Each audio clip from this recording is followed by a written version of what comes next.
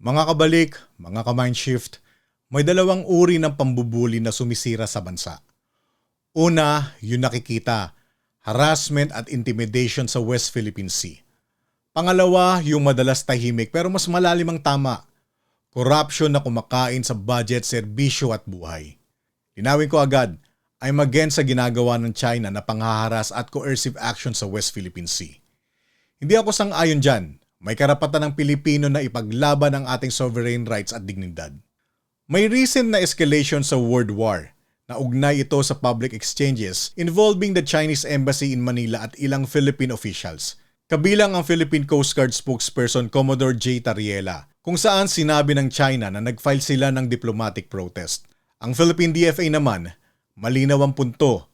Suportado ang mandato ng officials to defend sovereignty and sovereign rights. Pero dapat sober, professional, respectful ang public exchanges para hindi masira ang diplomatic space.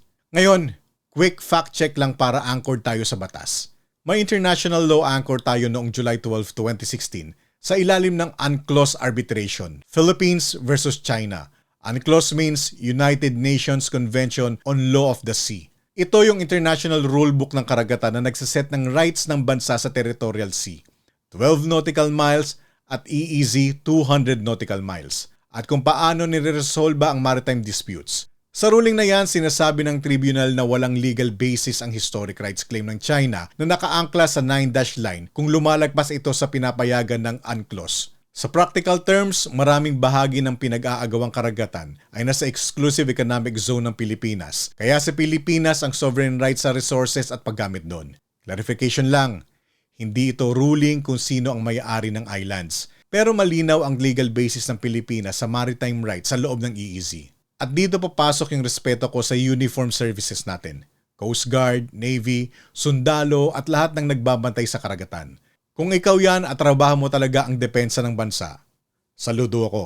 Sa kanila, sovereignty is not a speech. Duty yan, risk yan, minsan buhay. At kung public servant ka na malinis, walang issue, may karapatan kang tumindig.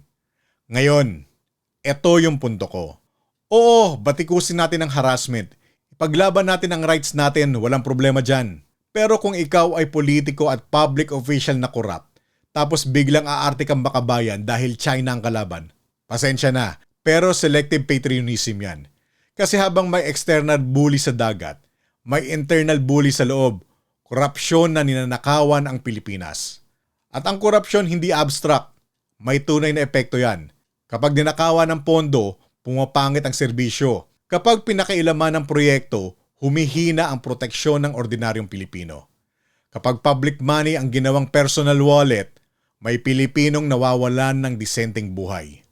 So ang tanong ko, paano ka magiging makabayan kung ninanakawan mo mismo ang Pilipinas? Kaya ang standard dapat iisa. Kung may ebidensya ng harassment at coercion, ilabas, i-document, i-defend through proper legal and diplomatic channels.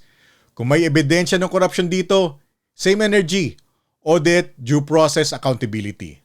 Makabayan is not just defending territory. Makabayan is also refusing to betray the country from the inside. Mga kabalik, mga ka-mindshift, bantayan natin pareho, external bully at internal leak.